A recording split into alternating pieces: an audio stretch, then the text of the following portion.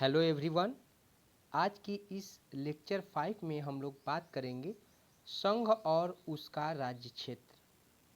संघ और उसका राज्य क्षेत्र आपके संविधान के भाग 1 में वर्णित है तथा इसमें कुल अनुच्छेद 1 से लेकर 4 तक दिए गए हैं।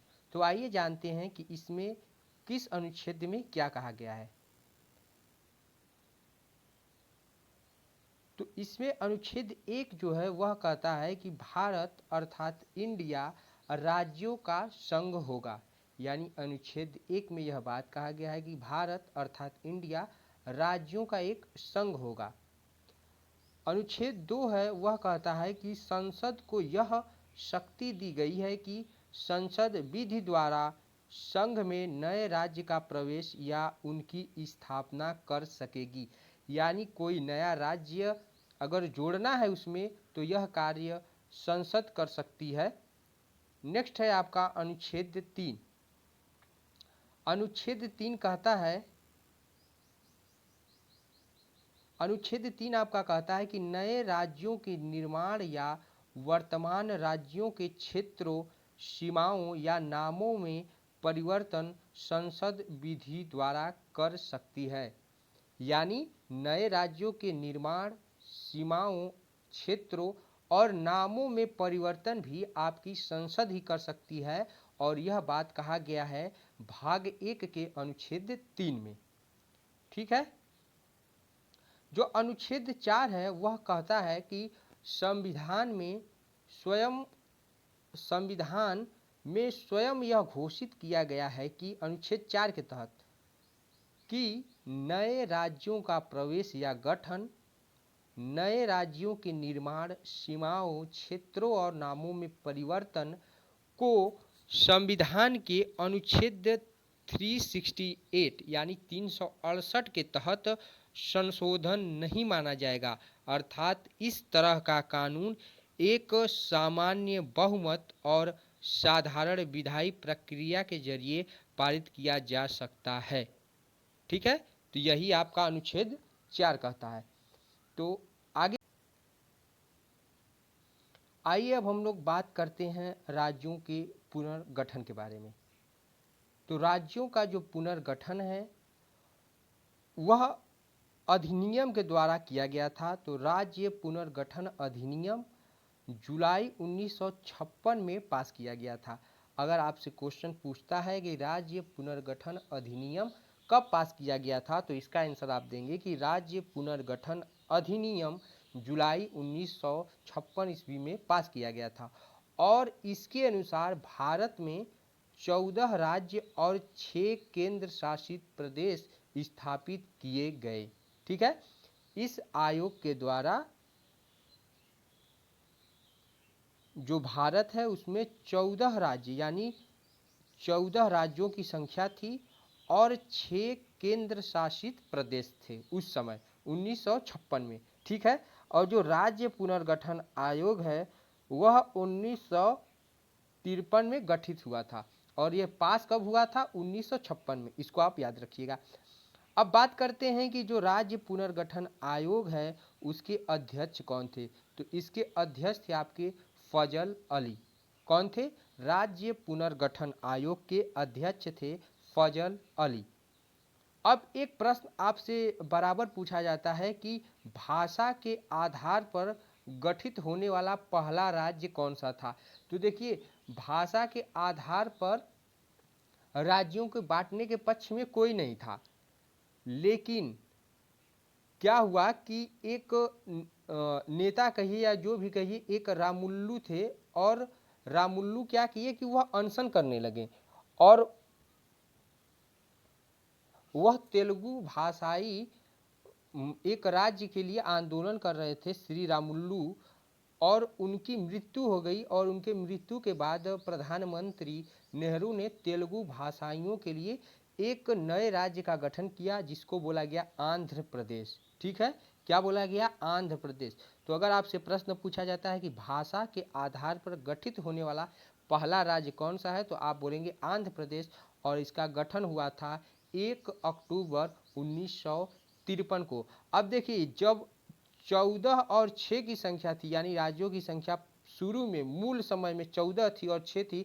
तो पहला जो नया राज्य जुड़ा वह जुड़ा आंध्र प्रदेश, और यह जो आंध्र प्रदेश था वह भाषा के आधार पर भी बनने वाला पहला राज्य था। इसको भी आप याद रखेंगे।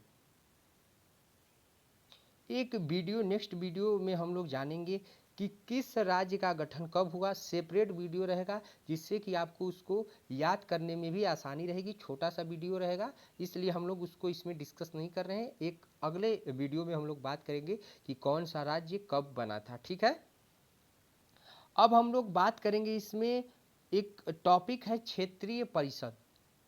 तो देखिए क्षेत्रीय परिषद क्या है। तो क्षेत्रीय परिषद को 1956 ईस्वी के राज्य पुनर्गठन अधिनियम के तहत ही स्थापित किया गया था। भारत में कुल 5 क्षेत्रीय परिषद है। यानी अगर आपसे प्रश्न पूछा जाता है कि भारत में क्षेत्रीय परिषदों की संख्या कितनी है तो आप बताएंगे कि 5 है।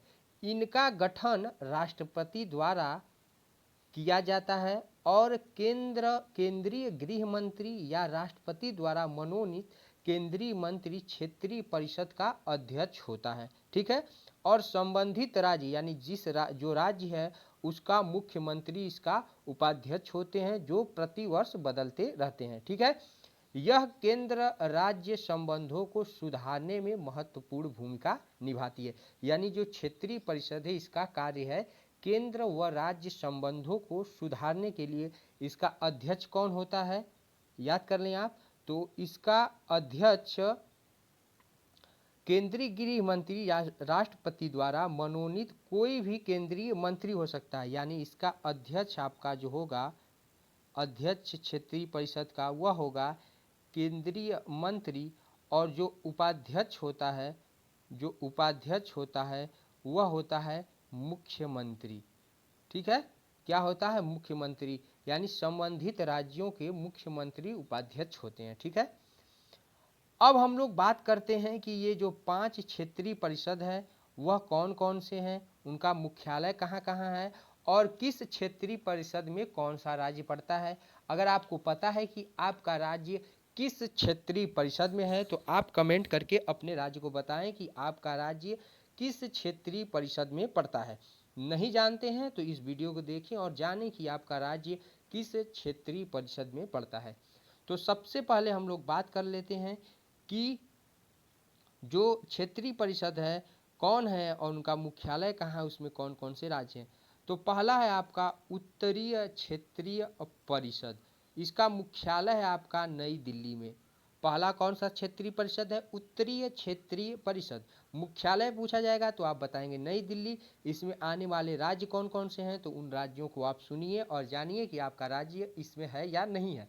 तो इसमें राज्य जो है उत्तरीय क्षेत्रीय परिषद, उसमें है पंजाब, हरियाणा, हिमाचल प्रदेश, राजस्थान, जम्मू कश्मीर तथा चंडीगढ़ एवं दिल्ली संघ राज्य क्षेत्र। यानी दो केंद्र शासित प्रदेश थे। पहले कहा जा सकता था कि 2 थे, चंडीगढ़ और दिल्ली, लेकिन आप जानते हैं कि इस समय जम्मू और कश्मीर भी एक केंद्र शासित प्रदेश बन गया है। तो इस प्रकार से जम्मू कश्मीर और लद्दाख भी इसी उत्तरी क्षेत्रीय परिषद के हिस्से में रहेंगे। आगे बात करते हैं नेक्स्ट क्षेत्रीय परिषद, तो वह है आपका मध्यवर्तीय क्षेत्रीय परिषद। मध्यवर्ती क्षेत्रीय परिषद का मुख्यालय कहाँ है पूछा जाएगा तो आप बताएंगे इलाहाबाद, जिसका कि नाम आप जानते हैं कि बदल कर दिया गया है प्रयागराज। यानी मध्यवर्ती क्षेत्रीय परिषद का मुख्यालय प्रयागराज है। और मध्य क्षेत्रीय परिषद में जो राज्य हैं उनकी संख्या इस प्रकार है: उत्तर प्रदेश, मध्य प्रदेश, उत्तराखंड एवं छत्तीसगढ़। यानी जो राज्य बीचों बीच पड़ते हैं उन्हीं को इसमें शामिल किया गया है। अगला है आपका थर्ड पूर्वी क्षेत्रीय परिषद, और इसका मुख्यालय है आपका कोलकाता। और इसमें जो राज्य हैं वह है बिहार, पश्चिम बंगाल, उड़ीसा, झारखंड, असम, सिक्किम, मणिपुर, त्रिपुरा, मेघालय, नागालैंड, अरुणाचल प्रदेश तथा मिजोरम। यानी कि इस प्रकार से आप कह सकते हैं कि जो सबसे बड़ा क्षेत्रीय परिषद है वह है पूर्वी क्षेत्रीय परिषद। नेक्स्ट है आपका 4 और यह है आपका पश्चिमी क्षेत्रीय परिषद। इसका जो मुख्यालय है वह स्थित है मुंबई में और इसमें जो राज्य हैं वह है गुजरात, महाराष्ट्र, गोवा, दमन दीव एवं दादर तथा नगर हवेली केंद्र शासित राज्य भी इसमें शामिल है। और अगला जो है वह आपका है दक्षिणीय क्षेत्रीय परिषद, यानी दक्षिणीय क्षेत्रीय परिषद का मुख्यालय आपका है चेन्नई। तो इस प्रकार से इसमें राज्यों की संख्या है, जितने भी दक्षिणी राज्य हैं आंध्र प्रदेश, तेलंगाना, केरल, कर्नाटक एवं तमिलनाडु तथा पुदुचेरी केंद्र शासित राज्य भी इसी के अंतर्गत आता है। तो इस प्रकार से मुझे उम्मीद है कि आपने जान लिया होगा कि आपका राज्य किस क्षेत्रीय परिषद में आता है।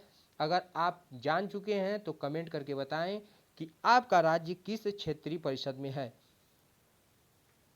तो इस प्रकार से आज की इस वीडियो को हम लोग समाप्त करते हैं और अगर आपको यह वीडियो पसंद आया हो तो इसको आप लाइक कर सकते हैं और दोस्तों के साथ वीडियो को शेयर भी कर दें और आप हमसे जुड़ने के लिए इस चैनल को सब्सक्राइब भी कर सकते हैं तथा आप हमें ज्वाइन कर सकते हैं टेलीग्राम, फेसबुक, इंस्टाग्राम और ट्विटर अकाउंट्स पे। टेलीग्राम पे ज्वाइन करने से यह होगा कि आपको इसका पीडीएफ प्राप्त हो जाएगा वहाँ पे। तो आप जो टेलीग्राम से जुड़िए, सबका लिंक आपको डिस्क्रिप्शन में मिल जाएगा। Thank you so much.